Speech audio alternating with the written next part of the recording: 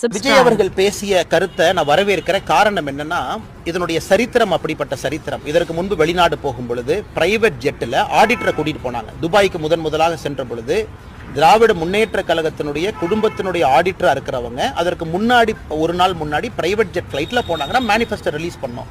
எந்த ஜெட்ல போனாங்க, 6 பேர் யார் போனாங்க.